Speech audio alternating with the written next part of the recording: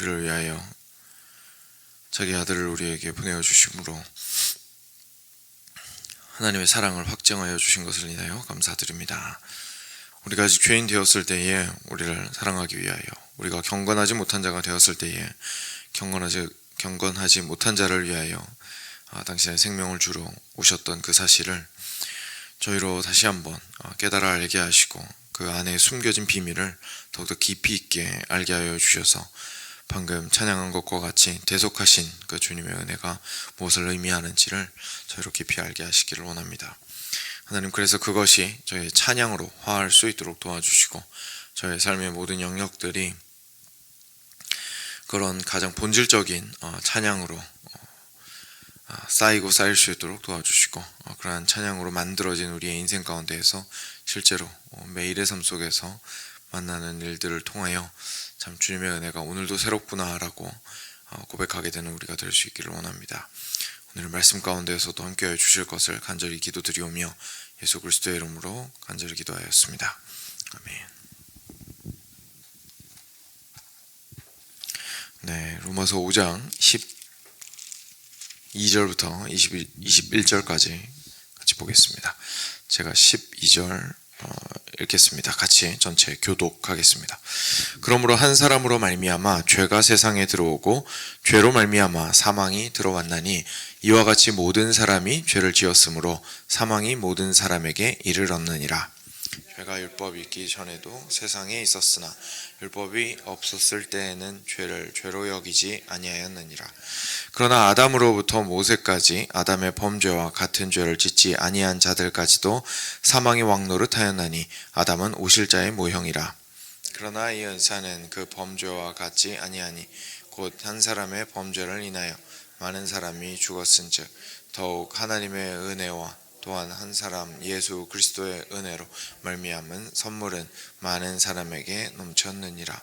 또 이 선물은 범죄한 한 사람으로 말미암은 것과 같지 아니하니 심판은 한 사람으로 말미암아 정죄에 이르렀으나 은사는 많은 범죄로 말미암아 의롭다 하심에 이름이라. 한 사람의 범죄로 말미암아 사망이 그 한 사람을 통하여 왕노릇하였은즉 더욱 은혜와 의의 선물을 넘치게 받는 자들은 한 분 예수 그리스도를 통하여 생명 안에서 왕노릇하리로다. 그런즉 한 범죄로 많은 사람이 정죄에 이른 것 같이 한 의로운 행위로 말미암아 많은 사람이 의롭다 하심을 받아 생명에 이르렀느니라. 한 사람이 순종하지 아니함으로 많은 사람이 죄인 된 것 같이 한 사람이 순종하심으로 많은 사람이 의인이 되리라. 율법이 들어온 것은 범죄를 더하게 하려 함이라. 그러나 죄가 더한 곳에 은혜가 더욱 넘쳤나니 이는 죄가 사망 안에서 왕노릇한 것 같이 은혜도 또한 의로 말미암아 왕노릇하여 우리 주 예수 그리스도로 말미암아 영생에 이르게 하려 함이라. 아멘. 네. 같이 함께 5장 마저 보겠습니다. 어제는 주 예수 그리스도로 말미암아 하나님과 화평을 누리자라는 말씀 통해서 정말 우리가 가지고 있었던 문제라는 것이 하나님과 화평하지 않았기 때문에 우리의 죄가 하나님과의 관계를 끊어버렸고, 그리고 그것으로 인하여서 처음에 하나님께서 우리가 정말 누리기 원하셨던 그 샬롬을 빼앗겼기 때문이구나. 그런데 예수님을 믿는 믿음으로 1장부터 4장까지의 내용을 토대로 예수 그리스도를 믿는 믿음으로 의롭다 하심을 얻은 것이 결국은 샬롬을 얻게 된 것이구나 라는 사실을 함께 좀 살펴보았습니다. 그런데 오늘 말씀은 어떻게 그런 일이 일어났는지에 대해서 설명해 주시는 부분입니다. 어떻게 우리가 그렇게 믿음만으로 예수 그리스도를 통하여서 하나님 앞에서 하나님과 화목하게 될 수 있었는가라는 얘기죠. 12절입니다. 그러므로 한 사람으로 말미암아 죄가 세상에 들어오고, 아담 얘기죠. 아담을 통하여서 죄가 세상에 들어오고 죄로 말미암아 사망이 들어왔나니 이와 같이 모든 사람이 죄를 지었으므로 사망이 모든 사람에게 이르렀느니라 라고 얘기하십니다. 그래서 지금 현재 무엇을 얘기를 하시고 있는 거냐면 결국 죽음이라는 것이 우리 모든 사람이 겪을 수밖에 없는 것인데, 이 죽음이 결국 죄로부터 왔다라는 것을 다시 한 번 더 확실하게 하고, 그리고 이 죄가 거슬러 올라가면 아담으로부터 시작했다라는 것을 우리에게 이야기를 해주고 있습니다. 그래서 이와 같이 모든 사람이 죄를 지었기 때문에 사망이 모든 사람에게 이르렀느니라. 그러니까 그러면 왜 다 죽습니까? 그죠? 왜 죽는 거는 죄 때문에 왔다고 하면 이해를 하겠는데, 근데 왜 다 죽습니까? 결국 그 말은 거슬러 올라가면 다 죄인이다라는 뜻이죠. 그래서 그것에 대해서 이야기를 하시고 있고요. 13절입니다. 죄가 율법 있기 전에도 세상에 있었으나 율법이 없었을 때에는 죄를 죄로 여기지 아니하였느니라. 한 번 더 율법에 대한 이야기가 나옵니다. 이것도 중요한 부분인데요. 죄가 율법 있기 전에도 세상에 있었습니다. 그렇죠? 율법이 없어도 이건 이제 모세 율법을 얘기하는 건데요. 시내산에서 모세에게 십계명을 포함한 다른 여러 계명들을 주시기 이전에도 여전히 세상에서 하나님의 눈에 보시기에 악한 것은 가득했었습니다. 그렇기 때문에 율법이 있기 전에도 죄는 세상에 있었지만 율법이 없었을 때는 문제가 뭐냐면 죄가 죄인 줄 모르는 거죠. 그래서 그 다음에 뭐라고 표현한 거냐면 율법이 없었을 때에는 죄를 죄로 여기지 아니하였느니라. 그 죄를 죄인지 모른다라는 얘기죠.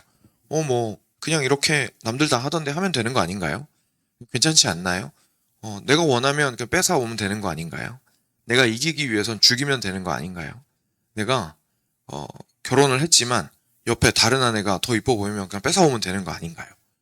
그런 것들이 전혀 율법에 의해서 교육되지도 않고 기준이 명확하게 주어지지도 않으면 죄인지도 모르고 그냥 막 그러고 산다는 거죠. 그래서 그거에 대해서 이야기를 하십니다. 그러나 아담으로부터 모세까지 결국 율법을 주시기 이전입니다. 그렇죠? 아담으로부터 모세 율법을 받기 전까지니까 방금 말했던 죄가 율법이 있기 전에도 세상에 있었습니다 라고 얘기를 하는 그 부분입니다. 그래서 아담으로부터 모세까지 아담의 범죄와 같은 죄를 짓지 아니한 자들까지도 사망이 왕노릇 하였나니 아담은 오실자의 모형이라. 그러니까 무슨 말이냐면 모든 사람이 죽는 걸 보니 모든 사람이 아담의 죄를 함께 지었구나 라는 얘기입니다. 그러니까 아담이랑 똑같은 죄를 지은 건 아닙니다. 그렇죠? 근데 결국 아담의 후예로서 죄를 계속 지을 수밖에 없는 자들이 되었고, 그 결과로 율법이 없을 때에도 보았더니 한 명도 죽음을 이겨낸 자들은 없었더라. 그러니 그들 모두는 죄를 지은 자들이더라. 다시 말해서 율법이 없어도 죄는 있더라. 그죠? 율법은 없어도 죄는 있더라. 그런데 여기도 중요한 것이 아담이 오실 자의 모형이라는 겁니다. 다시 말해서 예수님이죠. 아담이 이때 했던 이런 그 후대와의 연결, 첫사람으로서 죄를 지어서 그 다음 사람들이 모두가 죄를 짓는 본성을 가지게 된 첫사람으로서의 그 특징을 예수님께서 동일하게 가지고 이 땅 가운데 우리가 소위 말하는 두 번째 아담으로서 오셨다라는 얘기를 합니다. 갑자기 좀 갑작스러운데 이 얘기를 한 게 그 이유는 이어서 설명하기 위해서죠. 그러나 이 은사라는 표현 들으시면 오늘 선물이라는 표현도 많이 나오는데요. 선물이라고 이해하시면 됩니다. 은혜로 주어진 선물 이렇게 이해하시면 됩니다. 그러나 이 은사는 그 범죄와 같지 아니하나니 곧 한 사람의 범죄를 인하여 많은 사람이 죽었지만 더욱 하나님의 은혜와 또한 한 사람 예수 그리스도의 은혜로 말미암은 선물은 많은 사람에게 넘쳤습니다. 아담과 예수님이 유사하지만 굉장히 다른 면이 있는데, 다르니 그 말이죠. 여기서 같지 아니하니 이렇게 돼 있죠. 같지 않은데 어떻게 다르냐면 아담 같은 경우에는 혼자서 죄를 지어서 그 다음 사람한테 전달이 된 것이 죄였습니다. 그죠? 예수님 같은 경우에는 예수님께서 온전히 은혜를 통하여서 모든 것들을 이루셨기 때문에 그 다음 사람들한테 이어주는 것은, 넘겨주는 것은 죄가 아니라 의로움과 은혜라가 된다라는 것을 이야기를 하시죠. 그러니까 이 두 가지는 너무너무 다른 것이다. 전달해주는 내용이 완전히 다르니까요. 또 이 선물은 범죄한 한 사람으로 말미암은 것과 같지 아니하니 또 차이가 있는데, 심판은 한 사람으로 말미암아서 정죄에 이르렀으나 은사는 많은 범죄로 말미암아 의롭다 하심의 이름이니라. 그래서 아담을 통하여서는 또 두 번째 차이가 뭐냐면, 아담과 예수님의 두 번째 차이가 뭐냐면, 아담을 통하여서는 마지막에 결국 결과적으로 정죄를 당할 수밖에 없지만, 예수님을 통하여서는 심판의 마지막에 의롭다함을 얻게 됩니다 라는 이야기를 하고 있습니다. 그러니까 실제로 누군가가 대표가 되어서, 머리가 되어서 거기에 붙어있는 사람들은 동일한 심판을 받게 되고, 그리고 동일한 결과를 가져오는 삶을 살게 된다라는 것은 똑같지만 그 안에 있는 내용은 완전히 다르다는 얘기입니다.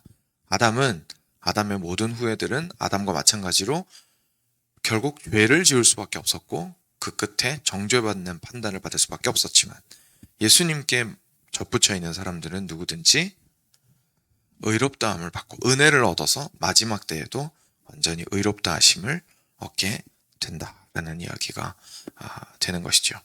그래서 17절에요. 한 사람의 범죄로 말미암아, 아담의 범죄로 말미암아 사망이 그 한 사람을 통하여 왕노릇 하였은즉. 왜냐하면 아무도 사망을 못 이기잖아요. 그러니까 사망이 왕노릇 하고 있는 거죠. 그러니까 죄가 우리를 뒤흔들 수 있는 이유가 뭐냐면요, 우리한테 궁극적인 협박을 할 수 있기 때문입니다.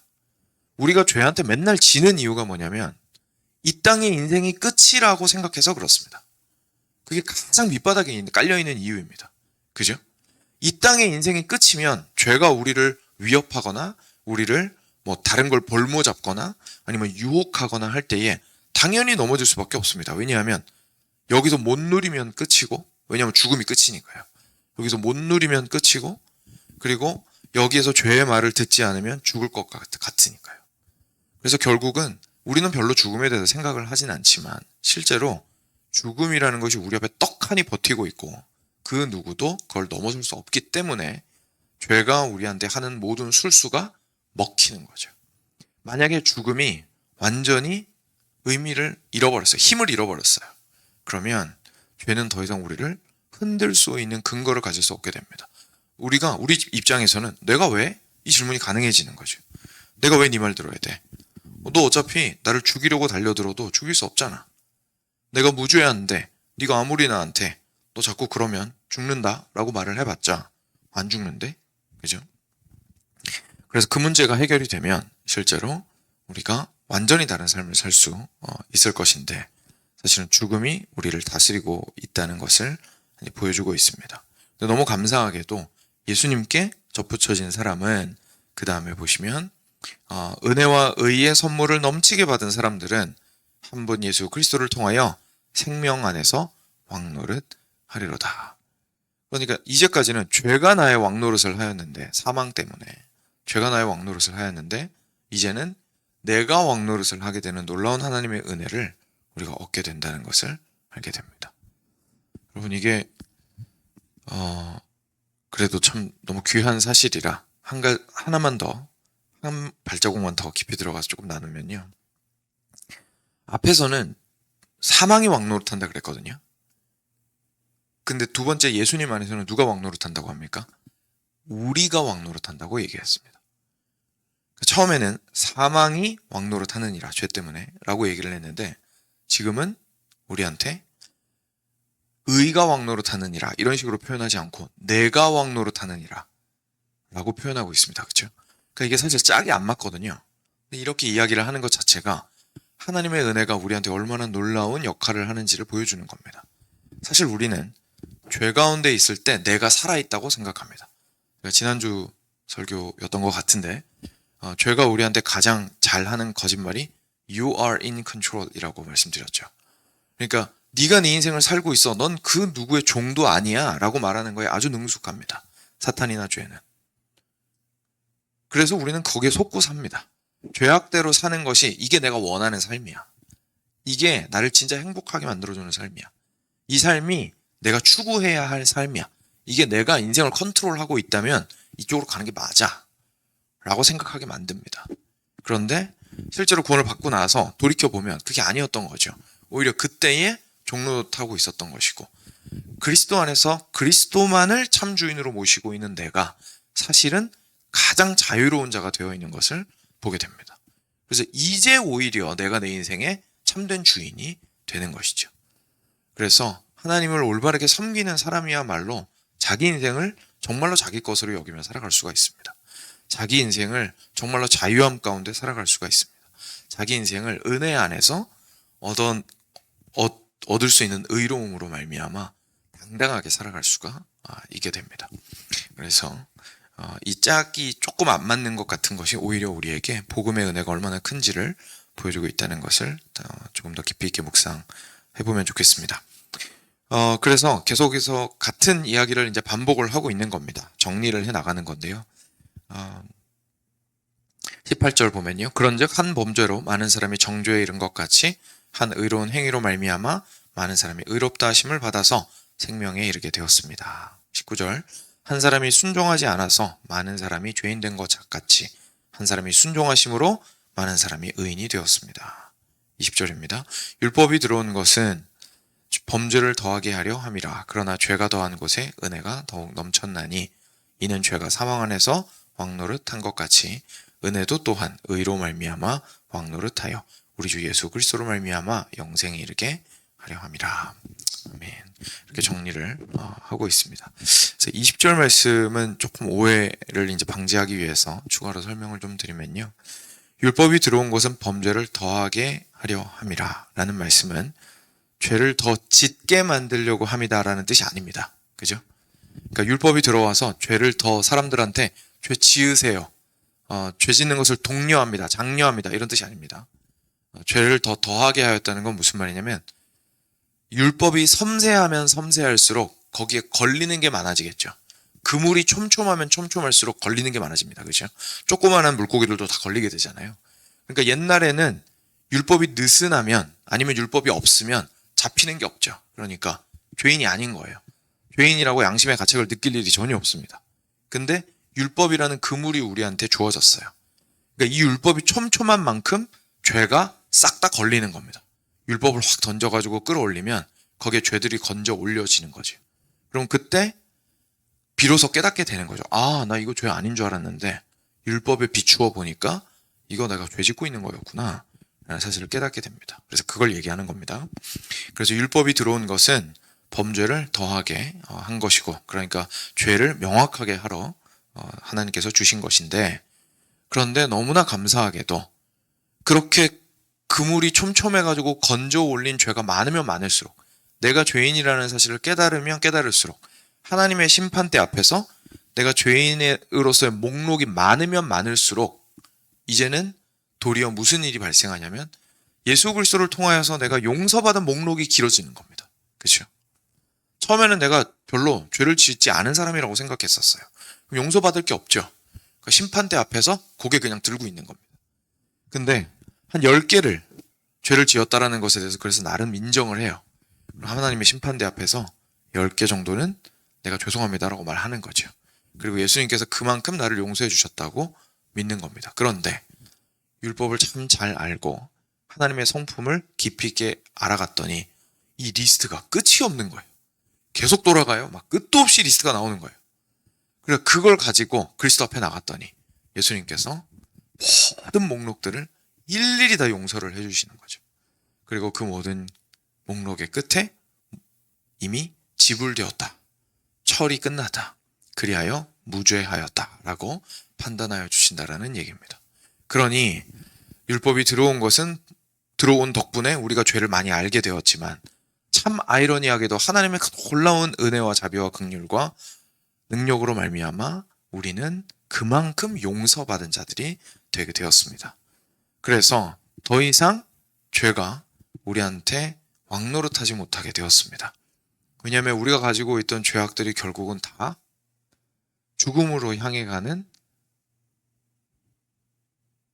볼모로 잡는 것들이었거든요. 너 이거 이렇게 잘못했잖아. 무슨 낯짝을 들고 서 있는 거야? 너 이거 잘못했잖아. 너 이것도 죄 지었잖아. 너 이것도 하나님께 잘못했잖아. 도대체 무슨 낯짝으로 서 있는 거야? 그죠? 계속 그렇게 얘기를 해서 결국 어디까지 가냐면 죽는 데까지 가는 겁니다. 그런데 그렇게 하지 못하도록, 왕노릇하지 못하도록 예수님께서 모든 은혜로 다 용서를 하여 주셔서 이제는 의로 말미암아 은혜가 왕노릇하게 되었고, 결국은 우리가 죽음을 보지 않고 하나님과 함께 영생을 살아가게 하셨다라는 사실을 말씀해 주시는 것이 오늘의 말씀 내용입니다. 제가 생각했을 때 로마서 전체 부분에서 어떻게 보면 아담과 예수님을 비교하는 부분이, 예전에 제가 설교 한번 해봤었는데 아담과 예수님을 비교하는 부분이 너무 귀하고 좋기는 한데 가장 드라이한 부분 중에 하나인 것 같기는 합니다. 그렇죠? 그렇지만 저희가 좀 진지하게 묵상을 해보고 다시 한번 생각을 해보았을 때 얼마나 놀라운 일인지를 좀 깨닫게 됩니다. 그러니까 이래서 하나님의 구원이 하나님의 지혜라는 표현을 쓰는 거죠. 그리고 하나님의 구원이 하나님의 능력이라는 표현을 쓰는 겁니다. 도대체 어떻게 하나님께서 처음에 창조 계획으로 아담을 인류의 대표로서 만드신 다음에 전 인류가 그 아담 밑으로 다 연결되게 만드셨는데 아담이 죄를 지어서 그 죄의 결과가 모두를 다 망쳐버리는 결과를 가져온 거예요. 하나님께서 은혜로 만드신 것을, 은혜로 만드시고 사랑으로 만드신 것이 오히려 역으로 작용해서 엉망진창이 돼버린 거죠. 통째로 다 망가진 겁니다. 그런데 하나님께서 그것을 우리 같은 경우에는 와, 이거 시작 첫 단추 잘못 꼈더니 이거 뭐 다 망해버렸네. 이거는 뒤집을 길이 없다. 뒤집을 길이 없다. 그래서 대부분 포기를 하거나, 그죠? 포기를 하거나, 아니면 혁명과 같이, 그게 이제 공산주의에서 혁명을 들고 나온 이유잖아요. 서서히 변화시키는 건 의미가 없다. 뿌리부터 다 뒤집어 엎어야 된다. 그러니까 봤는데 전체적으로 다 병들어 있으면 보통 우리는 어떻게 생각합니까? 뿌리째 뽑아서 다 버려버리고 새로 만들어야 된다 라고 생각을 합니다. 근데 놀랍게도 우리 하나님께서 그렇게 하지 않으신 거예요. 내버려 두시고 포기하신 것도 아니고 전부 다 뿌리째 뽑아가지고 새롭게 시작하신 것도 아니고 인간의 모습으로 예수 그리스도를 보내어 주셔서 기존에 창조하셨던 인간들 가운데에서 믿음으로 그리스도께 접붙여진 자들은 모두 이 놀라운 은혜를 얻게 하셨다는 것을 저희가 깨닫게 됩니다. 그래서 하나님의 구원 사역이요, 저희가 그냥 단순하게 하나님 제가 예수님 믿겠습니다, 예수님 믿으면 천국 가게 되었다는 사실 참 감사합니다 라고 끝날 문제가 아니라는 것을 저희가 알게 되죠. 그 뒤편에 그렇게 할 수 있게 하시기 위해서 얼마나 많은 일들이 엄청나게 일어났는지를 저희가 보게 됩니다. 사랑하는 여러분, 우리가 예수님을 믿었다면요, 우리에게 더 이상 죄는 왕노릇할 수 없습니다. 죄는 더 이상 우리를 다스릴 수 있는 권한이 없습니다. 왜냐하면 죽음을 이미 이겼기 때문입니다. 그리고 우리는 그래서 자유롭게 그 죄로부터 벗어날 수 있고, 그리고 그것을 싸워서 이길 수 있습니다. 그리고 지속적으로 오늘 하루를 살아갈 은혜를 하나님 앞에서 얻을 수 있습니다. 그래서 이 놀라운 은혜와 하나님의 그 선물을, 오늘 선물이라는 표현이 많이 나왔었는데요, 하나님의 선물을 우리가 정말 감사함으로, 그리고 겸손함으로 받고 누리는 하루 되시기를 간절히 축원드립니다. 같이 함께 기도로 주님께 나아가겠습니다.